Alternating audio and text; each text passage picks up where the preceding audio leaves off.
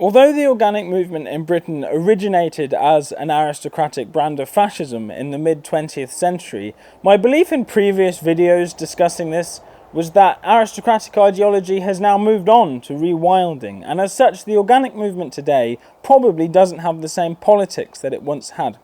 But there have been lots of people in my comment sections trying their best to prove me wrong, and I wanted to talk about that. Lots of people have been saying that I'm biased against organic farming, and I'm not. My stated position on farming in general, both theoretically and in practice on my farm, is that we should maximise organic methods, but only insofar as they reduce emissions and can support our population. In some instances, this would justify conventional agriculture. In other situations, it might justify what you might term regenerative agriculture, and in some cases, on a hill farm, for example, it might justify organic agriculture. I think it would be difficult to reasonably oppose this stance, but in line with that statement, I do oppose people who want to universalise organic agriculture vigorously, but that's not a bias, that's an informed conclusion. As I have said before, 97% of British land is farmed inorganically, and the overwhelming majority of that is permanent pasture or rough grazing, hill farms essentially. Professional farmers don't think this is a good idea. I'm not alone in this belief. I like some of the excuses given to get around this fact, characterising farmers as generally fearful and disdainful of new ideas. Beyond the fact this is quite a bigoted statement, I feel, farmers readily adopted new methods in the Second World War when those methods actually worked, so I don't think this statement is true. Whether or not farmers put an idea into practice is a good indication of whether it works or not. The reason most farmers are not sold on organic agriculture is because they know that if you use less fertiliser, you grow less stuff. Well-respected scientist Vaclav Smil says that you can't feed a considerable chunk of the world's population without fertiliser. By the present day, it's about half of all people globally. This is the problem with organic farming, it can't feed everyone. In the future, we will have a look at organic methods from a scientific rather than historical, philosophical perspective, and we'll look at soil biology. A lot of people have rejected what I've said already because I have yet to do this. Soil biology is very important, but it doesn't change the fact that organic agriculture can't feed everyone. And lots of people have been very upset that I've highlighted the fascist origins of the organic movement. I have smacked a wasp's nest with all this, but now that I have smacked the wasp's nest, we can observe the wasps that have come out. This is the main comment I would like to discuss today because it covers all the important points. He offers a suggestion that modern farming is bad because of sprays being used. As is in the UK, the vast majority of sprays being used would either be fungicides or glyphosate, neither of which would produce the effect described. There are also other factors at play, like global warming affecting insects' life cycles and sewage discharge into rivers. I think blaming farmers solely for this is a stretch. Nevertheless, there are lots of genuine disadvantages to conventional agriculture, as we have touched on previously. Fertiliser takes a lot of energy to produce, so there's a lot of emissions associated with it. Improper use of sprays should be avoided. But point being, he thinks conventional farming is bad. And with that in mind, he bemoans my discussion of these ideas. Just because an idea originates from an unpopular ideology doesn't make that idea void. Yes, fascism is awful, as is the aristocracy, but the idea of soil protection and working with nature is in itself apart from that ideology. You seem to have a bee in your bonnet about organic farming and are using its tenuous link to fascism with which to beat it. The relationship between 20th century European fascism and the organic movement is about as tenuous as the relationship between my mother and me. The concept of organic only comes to exist when Lord Northbourne and Lord Lymington and Lady Balfour invent it to jump on the bandwagon with the other European fascists and make everyone peasants again. It doesn't exist before that. We're very used to the idea of organic farming today, but if we were to go back in time and visit a farm in the year 1900, say, to us it would probably be an organic farm. We would describe its methods as organic. But to the farmer in 1900, it would just be a farm, and he might even consider himself very progressive and take pride in following the latest scientific methods. I fear the influence of this ideology has been enormous. It seems to define how modern British people relate to their land. We discuss it using concepts they invented, like the word organic. But even if we park the fascist ideas for a second and look at this from a purely practical perspective, universalising organic agriculture would mean getting rid of all of the people in red on this graph. we wouldn't be able to feed them. Organic farming is becoming trendy again. It's getting more airtime, and no one seems to be saying this, that it involves somehow disposing of people. So I feel it is my duty as a citizen to raise awareness of and oppose these ideas, especially when people comment things like this. Perhaps the solution is to reduce the population in the UK to more manageable levels. And I've had other comments suggesting we should get rid of people to make these ideas work.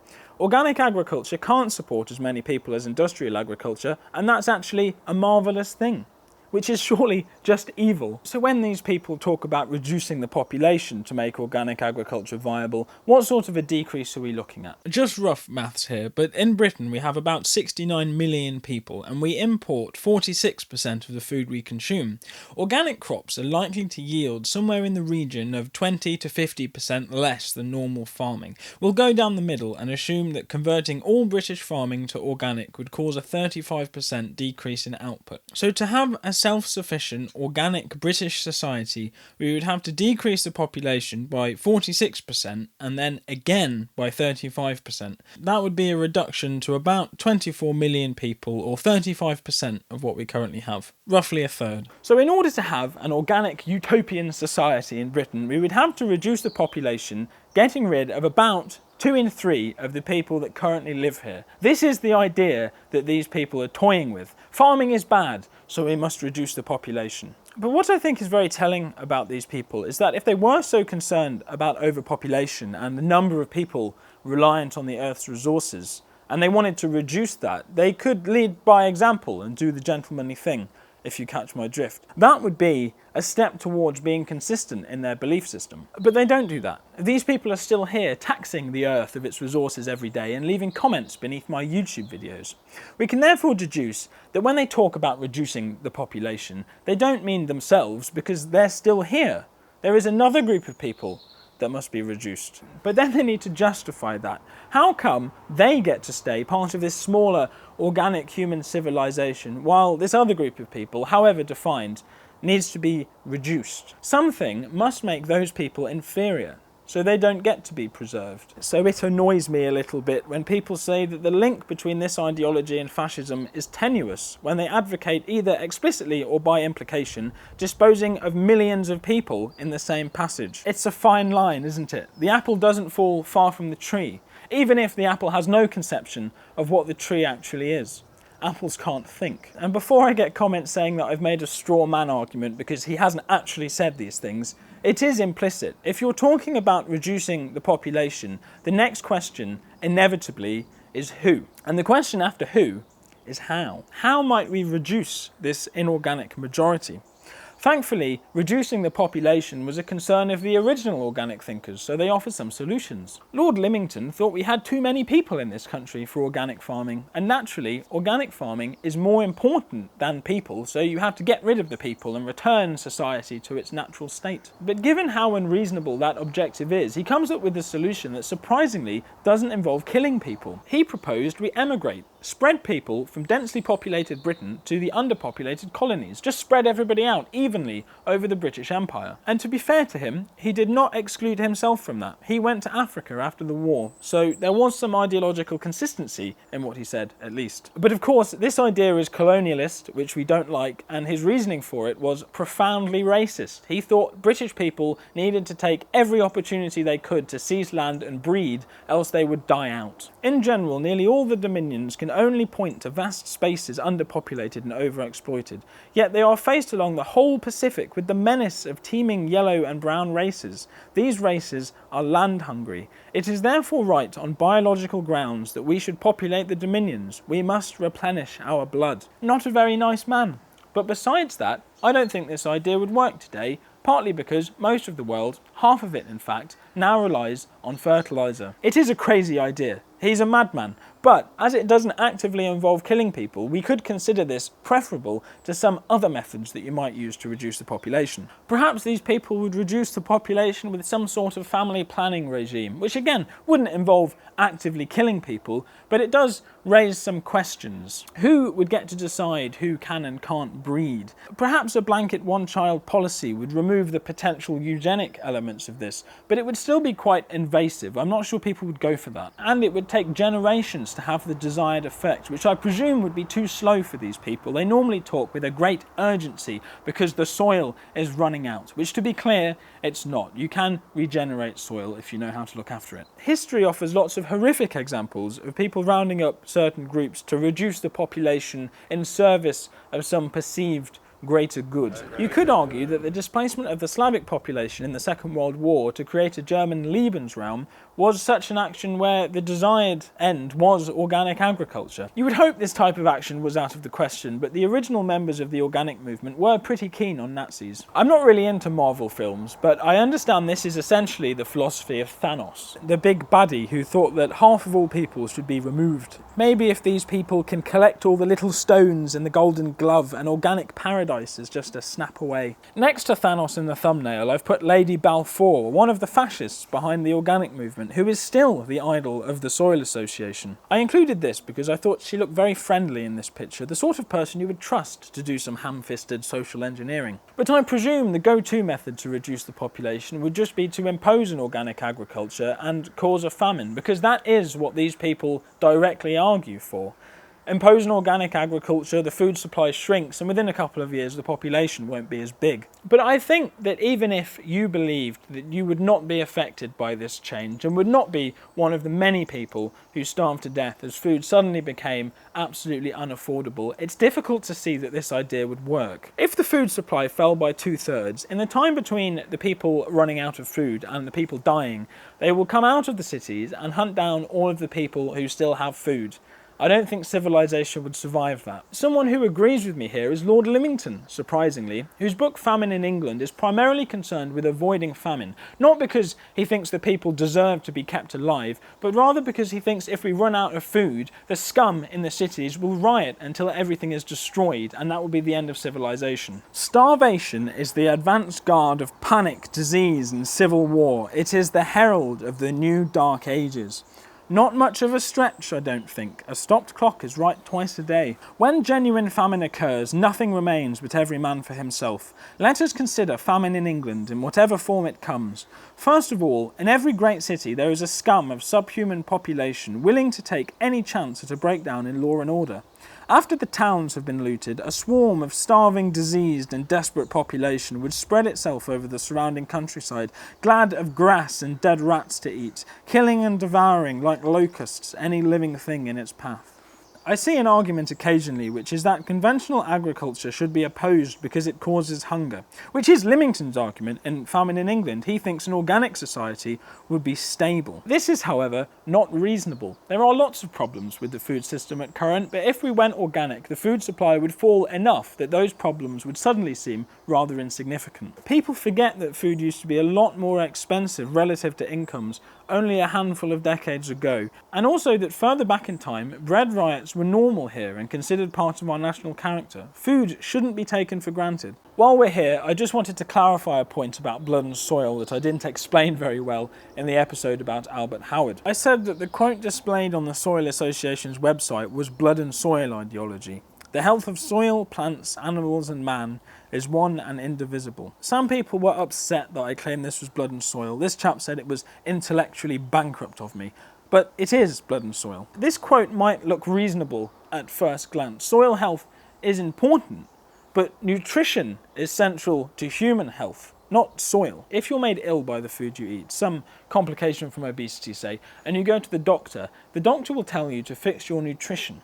They won't say you need to have a relationship with some healthier soil. This statement is incorrect. It's actually concerned with peasantries, trying to justify tying people to the land. These people wanted a medieval social order, so they tried to suggest breaking the bond between peasants and the land causes disease. When you go to a shop and buy some food, you don't know anything about the soil that it came from. And when you eat that food, you know nothing of the health of the soil that supports you. It could have been grown by an enlightened farmer who sings to all of his plants, or by some half-wit who neglects the basic rules of good husbandry. You don't know this because there's a separation. These things are not, in fact, indivisible. The existence of hydroponics proves this. You can have nutrition without any soil at all, as someone said in a comment a while back. I have been very surprised to see some statements of Blood and Soil in my comments. This guy accused me of being a fake person in perhaps the most explicit incantation of the ideology I've ever seen. I have always maintained that I think Lymington's cultural impact has been enormous, but the parallels I have seen in my comments with his ideology have surprised me. Dismissal of science,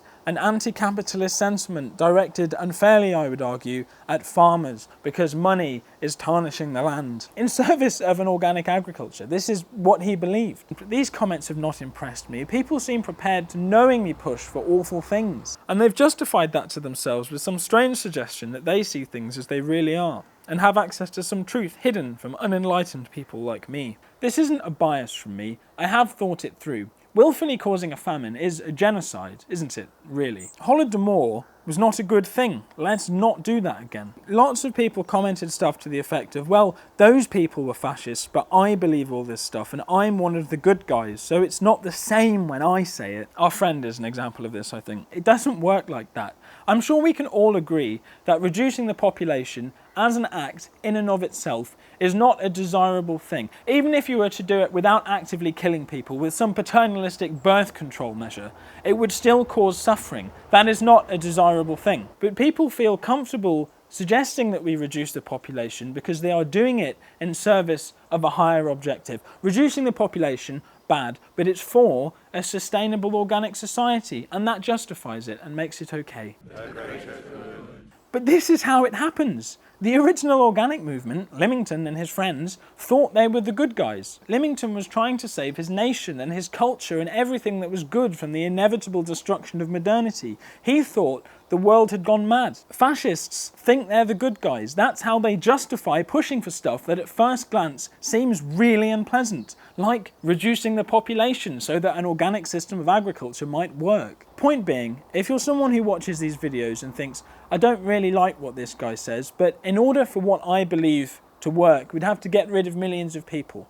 You don't have to type that out and post it. I'm not going to read that and think, ah yes, that's reasonable and balanced, I'll take that into account. At best, it's counterfactual, because you're pushing for a system of agriculture that would only work if the population was smaller. But the population isn't smaller, so it won't work. To be clear, I think it's entirely possible to appreciate the benefits of an organic or organic-leaning system of farming without it being married to an incredibly unpleasant political ideology. You can watch my earlier videos. I didn't think people still believed this stuff. I do know people in my personal life who are very keen on organic agriculture, but they're aristocrats and landowners who have no practical experience of farming, or well-meaning townspeople. And that's what I thought I was up against. I thought I was up against people who get interested in food systems and look to the countryside and try and work out who the good guys are. And then they find the Soil Association or some parallel organisation with their friendly fonts and think, oh, they're the good guys. I am now a passionate advocate for organic farming without really understanding the history or implication of these ideas. I thought Blood and Soil was an obscure, antiquated ideology, but clearly it still has its adherents, so it is our duty as citizens to root them out and humiliate them. And with that in mind, I would like to present a reference to internet culture. There has been a depiction of extreme right-wing environmentalists, like those who founded the organic movement, circulating these past few years. Here he is, look, he's called Chudjak. He thinks that billions must die. But not him, he's not one of the billions, he's the one pressing the button. Reputable website Know Your Meme describes this as parodying unsuccessful but resentful supporters of alt-right politics.